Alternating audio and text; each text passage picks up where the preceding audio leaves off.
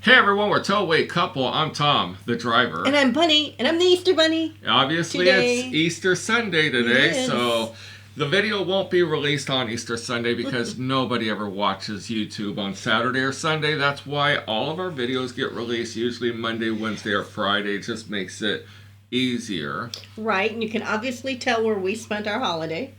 At home. But we have each other. We do. And Hell's Kitchen.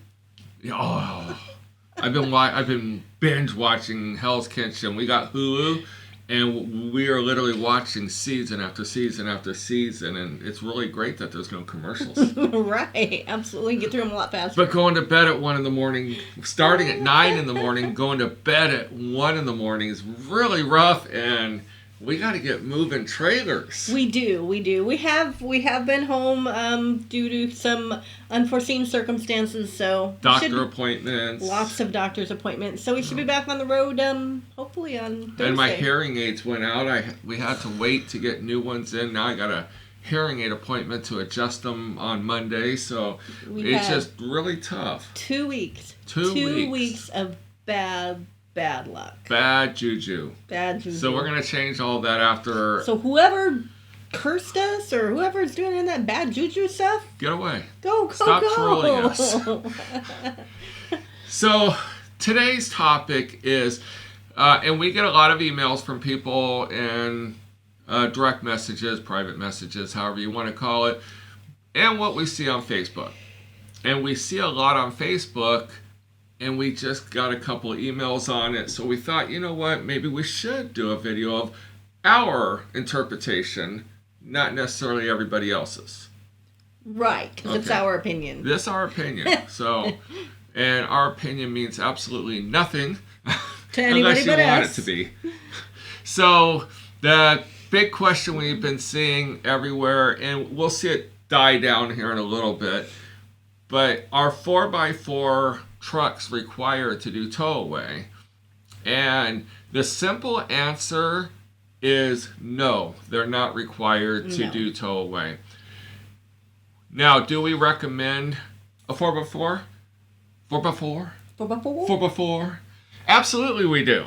Yes. Now, a lot of people are going to argue, but it also a lot of it depends on who you're running for and who you're delivering to. I mean, there are some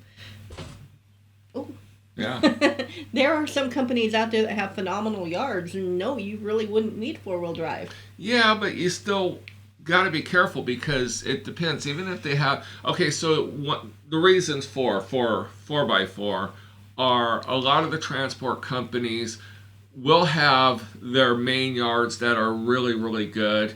And then they have their other yards, which are also main yards, but they're not as ideal conditions. And then they rent property, and like the fairgrounds, for example. They'll rent a piece of property, and because they haven't had a lot of vehicle traction over it, packing in the dirt, they become mud pits. Yes. Now, personally, we have our own personal RV in a lot, and they are also renting part of their property to a transport company. And that place is a mud pit. I mean, we have to go in 4-wheel drive every time. Just to even pull our trailer forward and back it into our spot, because we decided we didn't want to pay $200 a month when we could spend $80 a month. So we're not up in the gravel nice area. We're in the back the extension of the storage lot.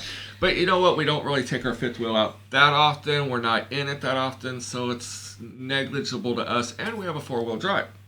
Now, people do get stuck. We went to one yard. It's one of our overflow yards, and all of our yards were all freshly plowed and everything. They even put out all the yards will be plowed by 9 in the morning. Well, we went to this new yard that's an overflow yard. I think it's actually even another transport company's yard, so we might even been transporting for another transport company. They didn't plow their yard. No. And luckily we had 4-wheel drive. Well, and luckily too, on top of that, I don't know if it was hard packed rock or if it was actually asphalt. But I mean, even still, with all that snow and the ice, Yeah, so we were sliding. We started going in, and our trailer was at the end of the row. We didn't know it, but about a quarter of the way into the yard, I started spinning on the rear tire, so I immediately put it in four-wheel drive, and I didn't have any issues, but the snow was a good foot tall. And it's loose, it packs down, but I didn't know how much ice was under that snow either. And that's the problem. Is even though it might be nice, fluffy snow, it's what... Did it rain on top of that? Did it create ice underneath all that? Did it melt and become ice and refroze? In the mud pits, we have heard so many people getting stuck, and it's not just our company. We've seen other companies where they've gotten stuck in their yards just because.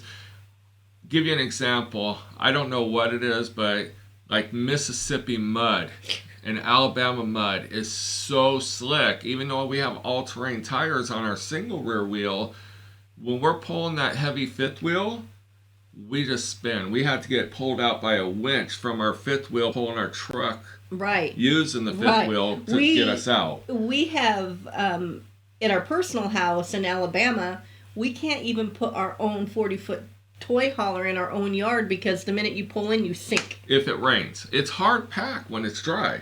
But if it drizzles, you literally can walk and step and sink down 2 inches with just your feet. Now, when we bring a truck in there, the ruts are about 6 inches deep, and it's Alabama mud. Yeah. So we're able to get through our yard, but Mississippi, for some reason, like twice now. It's like... In Louisiana. It's kind of like clay mud. Yeah. So it's super slippery. We were in Louisiana, and we were at a friend's club, and he said, yeah, just park next to the building. You can use my electric, use my water, and just dump your shower in the yard.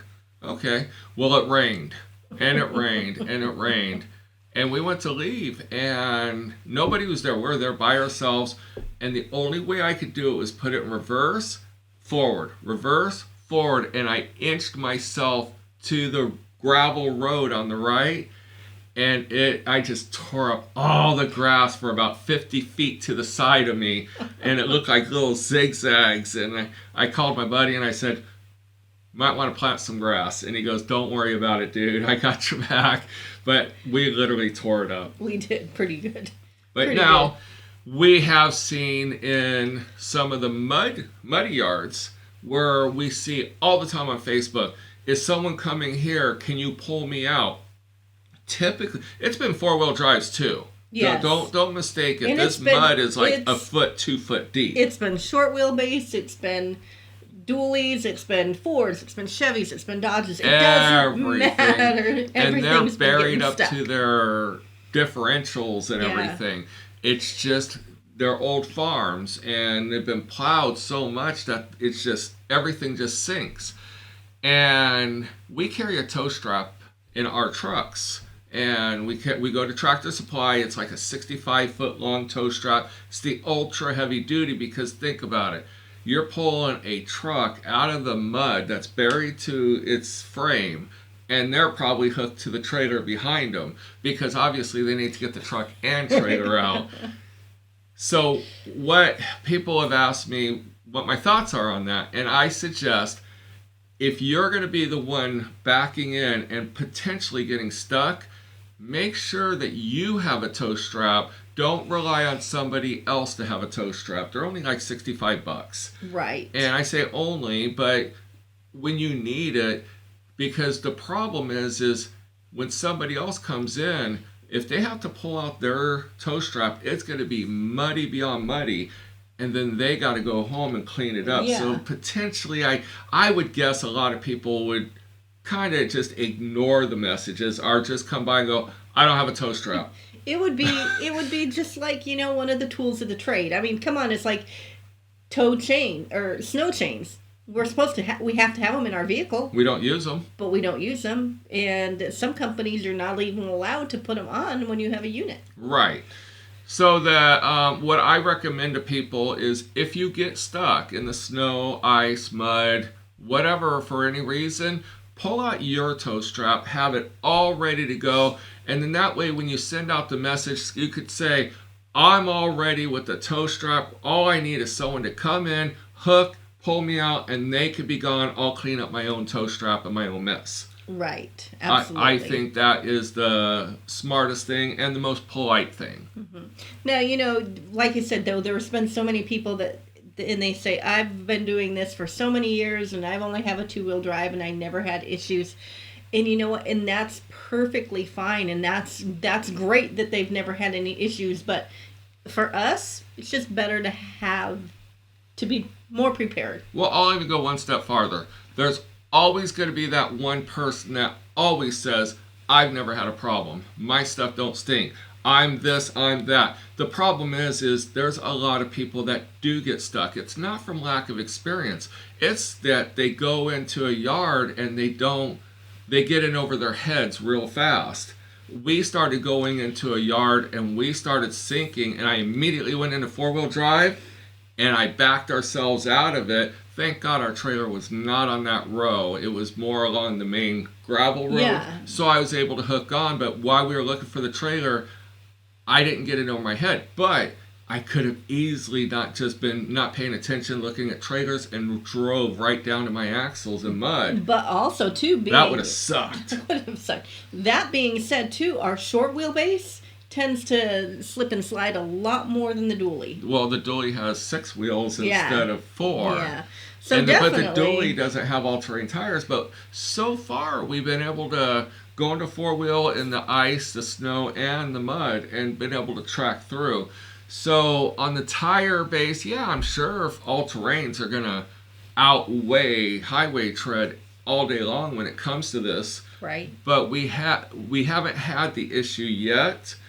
But if we did, I'd be pulling out my tow strap, I'd be rolling it all out and putting stuff on. Look. I'd be with the homeless board going, I need help. I'm ready to be pulled out. I've got the tow strap. And I'll kick you $20 for the wear and tear on your vehicle. Also, yeah, take care of someone. If they take the time with their truck and everything, it's admirable. We never ask anything of anyone, but if someone said, hey, here's $10 to go get some sodas or coffee or go get yourself a cheeseburger, we wouldn't refuse that either. Right. But you know what? There's so many people out there that are willing to help. Yes. But the thing that sucks is I've seen people put it at like 2 and 3 in the morning. That sucks bad. Yeah, and especially if it's below 20 degrees. I thank God we don't read Facebook that late. We usually get those messages at 8, 9, 10 o'clock the next morning. Because guess what? If we were home and we seen somebody stuck at 2 a.m., we would be the first ones jumping in the truck to go help. Exactly. Well, we might not be the first ones because there's a lot of great people out there, but we would be messaging. Also, think of it this way, and the yards aren't getting any better right now. It's still planning to snow tonight and rain or whatever. When you post messages on the Facebook groups, include your phone number. Right. Because there's so many times I've messaged back saying, hey, we're willing to come out and help you. And then all of a sudden, an hour or so goes by, we're thinking they're already taken care of. And they send a message going, I'm here. And I'm like, well, now we're there. We're not where we were. But if I had a way to call them, it would have been easier. It would have been a lot easier.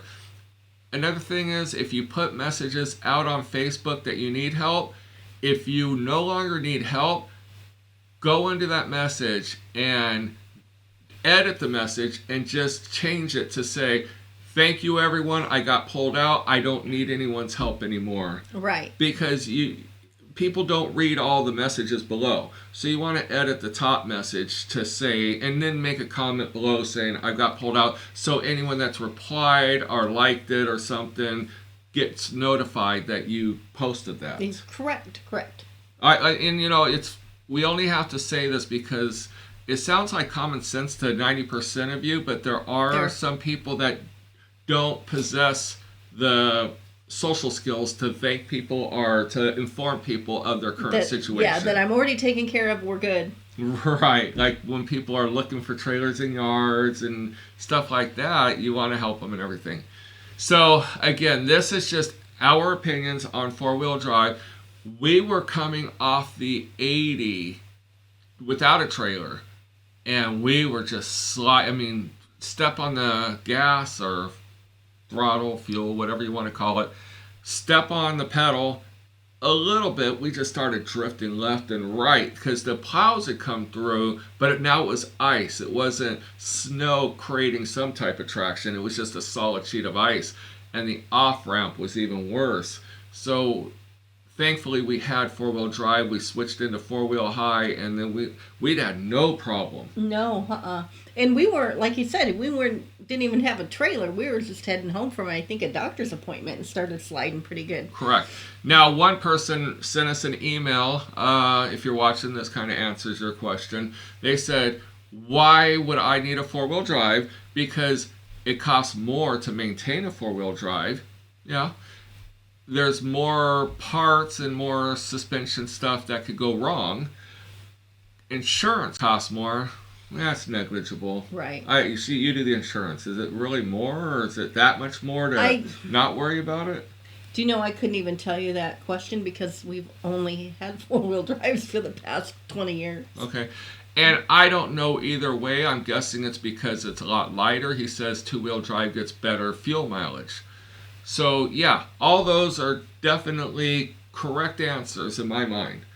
The problem is, are you prepared for any situation by yourself? Right, and what we're talking any situation, I mean, there's people that are stuck again in Wyoming because Wyoming had another blizzard. Right, and they're this business deep. You're not allowed to put chains on, but you can go into four-wheel drive. Yes. So to get off the road safely, would it be easier to just spin, have a tow truck, have someone pull you because you were ill-equipped, or just switch it in four-wheel and get off the road and be more in a safe space? Mm-hmm. And I don't mean here, I mean physically a safe space. Yes. So, yeah, I would definitely recommend for this business, four-wheel drive all day long, any day. If you're just pulling your own trailers and your own RVs, I don't think it would really matter. No, because you're going to prepare for that. Yeah. Especially most of the places you're going on your own RV is going to be into light sand or some type of asphalt. Yeah, but you're going to prepare for it. You're not going to put yourself in a situation where RV transport, you are pretty much put in the situations you weren't ready for. Especially new people. Right. Little do they know, but it's all part of the business. It's a learn as you go business. And I forgot, today's Easter. You got your Easter beaver. I do have my Easter beaver today. With the "Did you die" on the back. And I even have this shirt, and I don't know why I'm not wearing it today. Because it doesn't have the look that this shirt that you have on has. No. But I matched my Easter beaver. So Easter beaver. So happy Easter, everyone. I hope you got to spend it with your families, friends, loved ones, whatever makes you happy. And we just want to put this video out because, again, we're seeing a lot of questions asked on different Facebook groups, not just ours, but a lot of them, and we get messages and emails on it, and we never did a video on it. Nope. So there you go. That's our opinion. Our opinion. Now, if you have a differing opinion, we are all good with that. Mm-hmm. Go ahead and post your comment because we might not have thought of that situation. Right. We're not looking to debate or argue because our opinion doesn't match yours. Just tell us what your opinion is and how it works for you. Well, you don't have to tell us how wrong we are. But also, too, it helps other people make the decision if they haven't bought in a truck yet. Exactly. I always say the more opinions is the more information. We didn't have when we were buying, thankfully, we got four-wheel drives. Yeah, but at the time, when we bought our regular truck, we had a sand rail. So we knew that we were going to sand dunes. Right. So we knew we had to have a four-wheel drive. I'll post a picture of our sand rail. But yeah, so that's, why we've always had a four-wheel drive. And then when we got the dually, we'd already been in the business for a year and a half. So we knew we needed one. Right. So until next time. We'll see you down the road. We'll see you down the road.